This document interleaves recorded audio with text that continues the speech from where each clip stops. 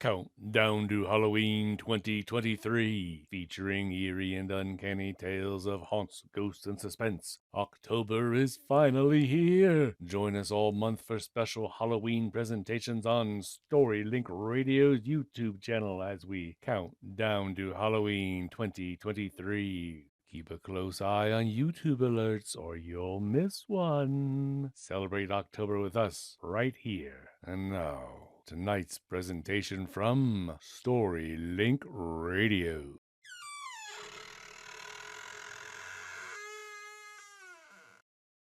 Camp Colby. Jake stood grinning in the warm early morning sunshine.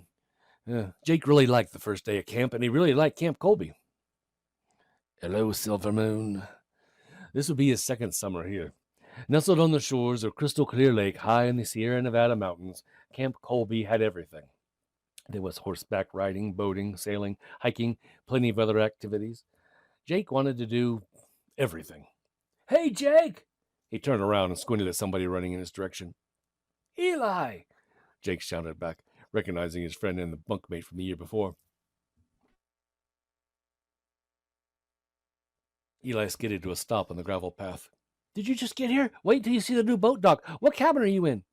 Red Wing, Jake answered. Wow, you're kidding. Me too. It's a really cool cabin. Eli grabbed on enthusiastically about how much they were going to have, how much fun they're going to have, about a horse he hoped and they'd let him ride, and about some of the guys he'd already met. There's a kid named Adam whose dad is in the astronaut program. Can you believe it? He said, hardly taking a breath. Come on, I'll introduce you around. Jake followed his chattering friend Eli up the steep path to the woodland cabin. It was as cool as Eli had said it was. It had a raised porch in front with a rough string hammock tied between two posts. Inside were 6 comfortable bunks and plenty of room for everyone's gear. One by one, his bunkmates, Adam, Charles, and Scott, introduced themselves to Jake. And I'm Tim, a slightly deeper voice boomed from behind Jake. Jake turned around to see a tall teenage boy leaning against the open doorway. I'll be your counselor, Tim said with a pleasant smile. Now, if everyone's put their things away, we have to go down to the cafeteria for orientation. Come on, guys, let's get it over with so you can really start having some fun, huh? Come on. Once all the kids were seated at the rows of long wooden tables, Mr. Ames, Roy C. Ames to be exact, the camp director, explained the camp rules. Jake happily recalled that there weren't very many rules at all. Most were just for safety's sake. And finally, Mr. Ames pronounced, those of you who have been here before know that this was once a mining area. It's been a very long time since the mine has been worked, and it's quite deserted. Still, the entrance to the mine shaft is open. It can be very dangerous. I don't want you anywhere to go anywhere near it. You understand me? Jake noticed that Tim stiffened a little and looked strangely uncomfortable while Mr. Ames was talking. Am I clear, everyone? That area is off limits. Anywhere near, though, you go home immediately, he said sternly, then smiled and changed his tone. Okay, now, boys, let me end by saying, welcome to Camp Colby. Woo! A general cheer sounded.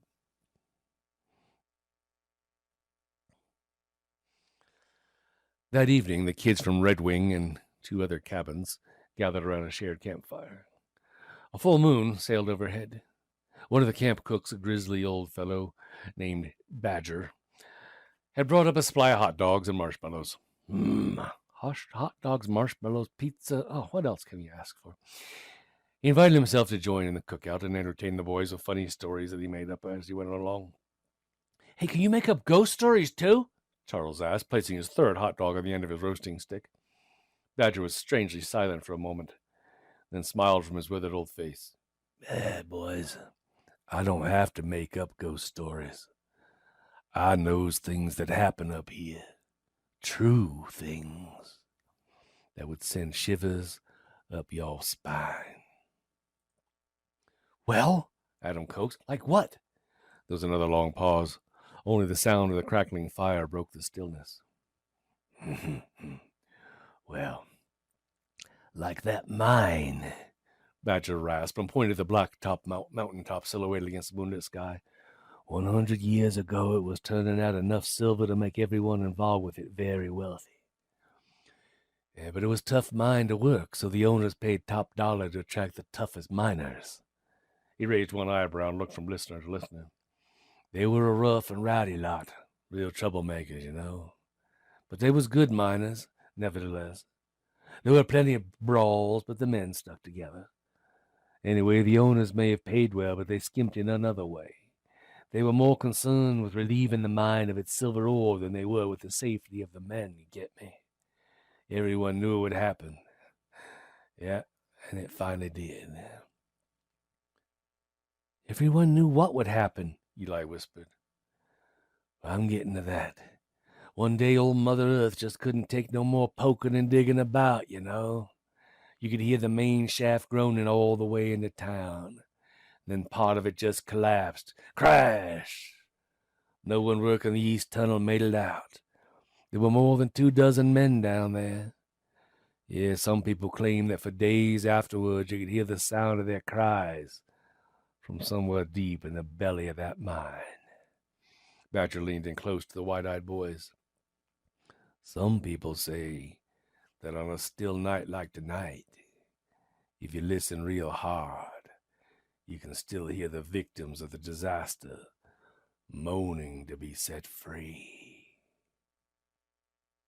Wow, Jake gasped. Didn't anybody try to help them? No. The harsh sound of Tim's voice startled the kids. Jake turned to see his counselor sitting a few feet from the fire. The flickering of the flames cast an eerie shadow across Tim's face as he spoke. No, nobody tried to help them. They just left them there. They said it was impossible to reach them, is what they said.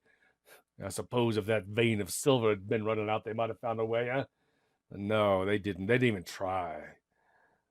Eli stared out into the night toward the abandoned mine. As if on cue, a coyote howled in the distance.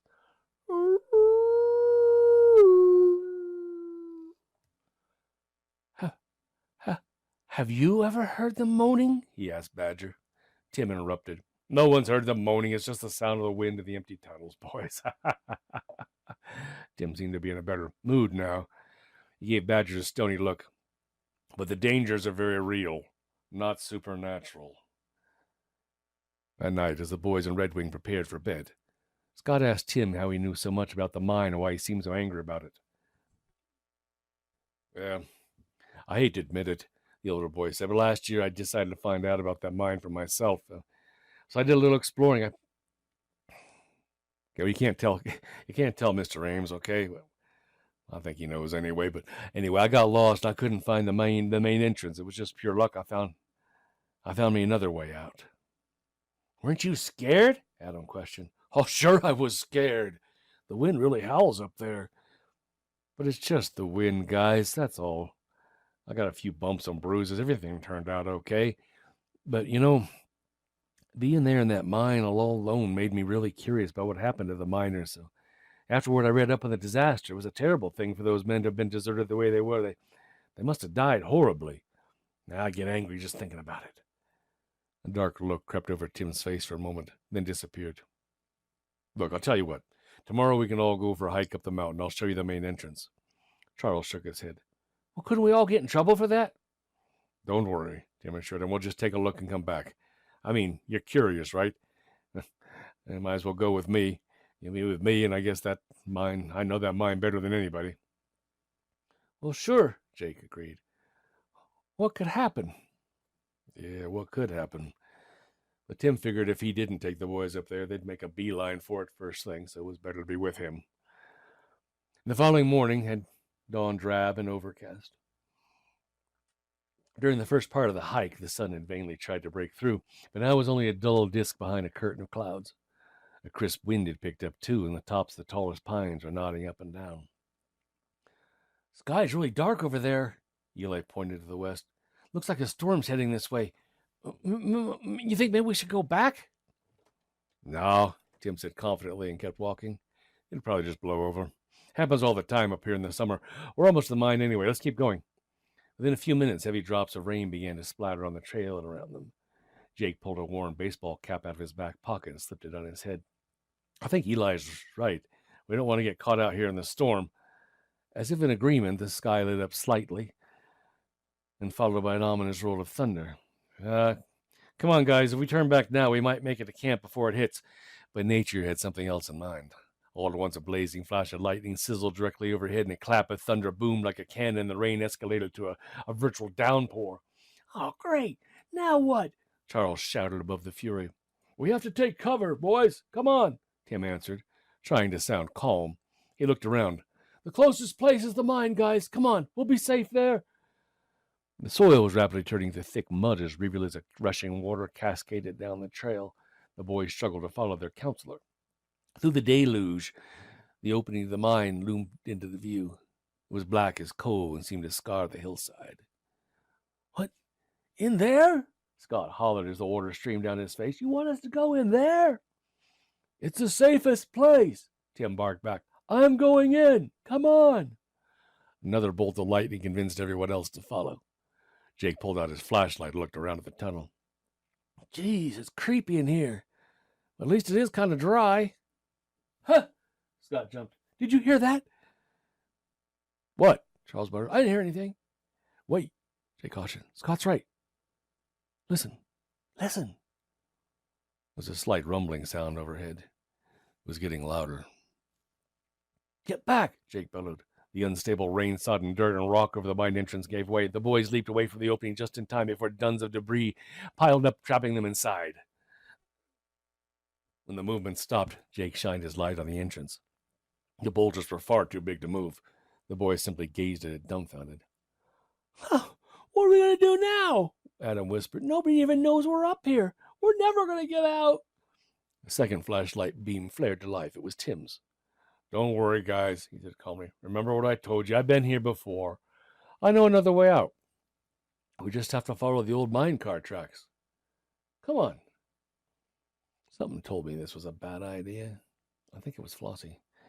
He pointed the beam from his flashlight. A pair of iron rails had been used to move the mining cars loaded with ore. The boys started to follow when an unearthly moan sounded from somewhere deep in the tunnel. "What was that?" Scott said with a shudder. "It's the wind," Tim assured him. "Come on now. Let's go, guys. Come on." The tunnel was littered with fallen boulders and timbers that had once been used to shore it up. The boys had to pick their way along slowly and carefully. Their only weapon against the oily blackness came from the two slim flashlight beams. Their only leads were the two slender, rusted rails. It seemed they'd walked for nearly half an hour when suddenly the rails disappeared too. In the circle of light, they could see that this part of the tunnel was partially flooded. The tracks vanished into the stagnant water. "It's a natural ditch," Tim explained. "It must have gotten flooded since I was here, but it isn't very wide. The tracks are supported by a trellis. Come on." Tim stopped as he noticed the worried faces of the campers. "The only way across, guys, is to walk on the rails. They must be just below the surface." The boys were silent. "Look, guys, we don't have a choice. I'll go first. Come on."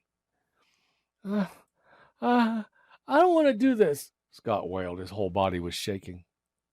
Jake put the flashlight in the terrified boy's hands. "We have to," Jake said. He soothed, trying to keep his voice steady. "Here, Scott, you take the light. It'll make you feel better." Once again, a mournful groan filled the tunnel. "It's just the timbers," Tim said firmly. "Let's go." He stepped out of the slippery rail and started out into the water. One at a time, each boy followed. Jake was last, behind Scott. They were only a few feet out when Scott began to wobble.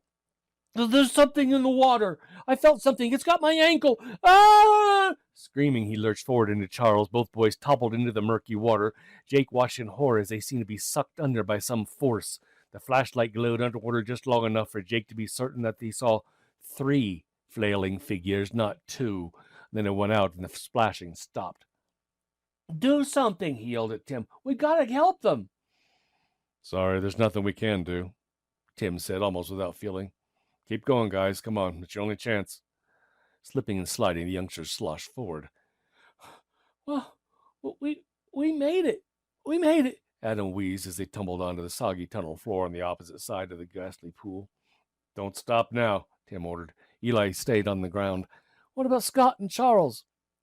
"We can't help them. We got to save ourselves now," the older boy snapped. Tim started down the tunnel. Reluctantly, Adam followed, then Jake. Eli was close behind. To keep from going crazy with fear, Jake listened to the steady crunch of Eli's footsteps in the gravelly soil.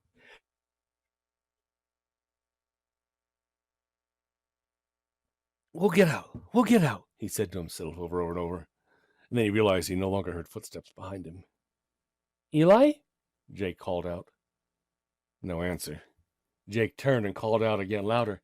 Eli! But his friend was gone. Jake twisted back to see the glow of Tim's flashlight disappear up ahead. He raced after him. Out of breath, he reeled around the corner into a wide chamber. From somewhere high above, an opening was letting in just enough daylight so that Jake could see they were no longer alone. At least 24 wispy figures stood staring at them. Who? What are they? Murmured Adam. He's pressed up against the chamber wall. Some had horrible gashes all over their ghostly bodies. They looked like wounds that might have been suffered as an aging, unsafe tunnel crumbled in on them, crushing their frail human forms. Others were almost unmarked. The remnants of tattered flesh on their hands, however, was probably the result of uselessly trying to dig a way out of their grave a century before.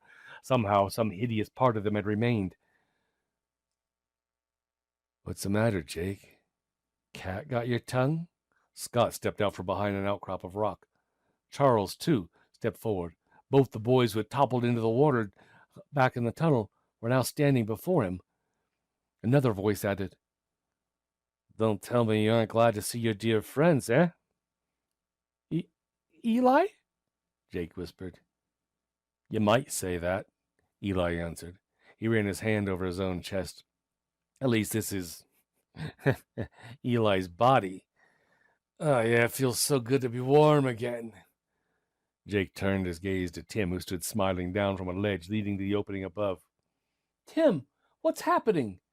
The older boy peered coldly at Jake and Adam and scowled. Yeah, Tim, right, Tim. It was so fortunate your Tim wandered in here last year. His body's been so useful. You see, it is the only way we can get out. We need, vehicles, so to speak. Bodies, to be more accurate. Tim was the first, and now with this body we can draw others here just as we did with you. Soon we'll all be free of this horrible pit. The phantoms approach as Adams and Jake screams fill the dark, dank tunnels. Tim started to laugh. Goodbye for now, boys. Then he motioned to Eli, Scott, and Charles. Together, the phony counselor, his new cohort, scrambled up out of the opening onto a trail leading back toward camp. The rain had stopped, and each of the beings gulped in deep breaths of sweet air. Moments later, what had once been Adam and Jake joined them. They looked at each other with knowing smiles, and they all started back toward Camp Colby to recruit more boys for the next day's hike. You've just heard tonight's story from Storylink Radio's Countdown to Halloween 2023. Remember to come back for our next tale. Many more stories of all genres available to listen to and read along with now on our website at www.storylinkradio.com. Visit our YouTube channel at youtube.com/storylinkradio. And visit our podcast for easy mobile listening anywhere, anytime. Just search for Storylink Radio on your favorite podcast provider. Oh, and don't forget to hit the subscribe button and click that alert bell for Storylink Radio.